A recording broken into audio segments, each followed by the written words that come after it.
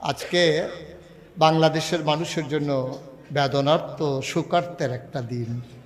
যে মানুষটি স্বামীহারা হওয়ার পরে ঘরের কোণে বন্দি থাকতে পারতেন, এ বাংলাদেশের মানুষের ক্রাইসিস পিরিয়ড ওভারকাম করার জন্যে যিনি গৃহবধূর জায়গা ছেড়ে দিয়ে রাজপথে রাজনীতিতে সক্রিয় হয়ে গোটা মানুষকে যিনি পথের দিশা দেখিয়েছিলেন, যিনি গণতন্ত্রের মানুষ কন্যা, আপোষহীন নেত্রী, যিনি ইসলামকে সমুজ্জ্বলভাবে সমুন্নত করার জন্যে আজীবন লড়াই করে গেছেন, যিনি কোনো দলের সাথে যার কোনো গণ্ডি ফ্রেমে আবদ্ধ করা যাবে না, যিনি কোনো দলীয় নেত্রী ছিলেন না, যিনি আপামর মানুষের নেত্রী ছিলেন, আজকে এ মানুষটি দুনিয়া থেকে বিদায় হয়েছেন। আমরা এই নয়াপুর সম্মেলন থেকে এ মানুষটির রুহের মাগফিরাত কামনা করছি। আল্লাহ যেন দেশের জন্য তার ভালোবাসা, দ্বীনের জন্য তার হৃদয়তা এটুকুন কবুল করে নিয়ে জীবনের গুনাহগুলো মাফ করে আল্লাহ যেন তার কবরটাকে জান্নাতের টুকরা বানিয়ে দেন। সুখ সন্তপ্ত পরিবারকে আল্লাহ যেন ধৈর্য ধরার তৌফিক দান করেন।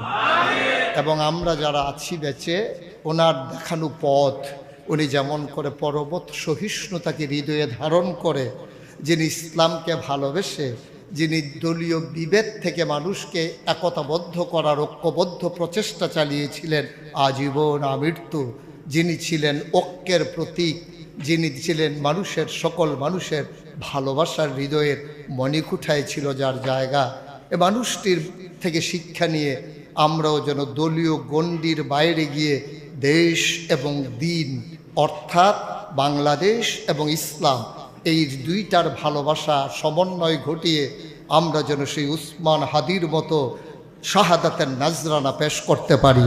আল্লাহ যেন কবুল করে, সবাই পড়ে আমিন। আল্লাহ যেন আমাদেরকে সেই পথে কবুল করে নেন। বন্ধুগণ, আমরা দোয়া করবো ইনশাআল্লাহ মাহফিলের শেষান্তে আল্লাহ যেন ওনার পরিবারকে ধৈর্য ধরার তৌফিক দান করেন। দলটা ক্ষমতা আসেনি এই কারবার আমরা দেশের তারা বেড়াগিরি দেখায় তিন কারণে। কয় কারণে?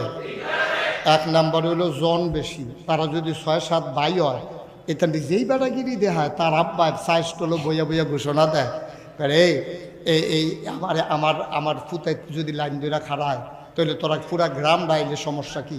এই দুই দিয়ে তার বাপে বেড়াগিরি দেহা, আর এগুলো দিয়ে তার 6 ভাই আর 1 ভাইয়ে দোহানো বইয়া বইয়া কয় তোরা আমরা 7 ভাইয়ের লোকে পারবি। কয় 7 ভাই কেমনে? তোরা না 6 ভাই। কয় আব্বাই বেড়াইয়া আব্বা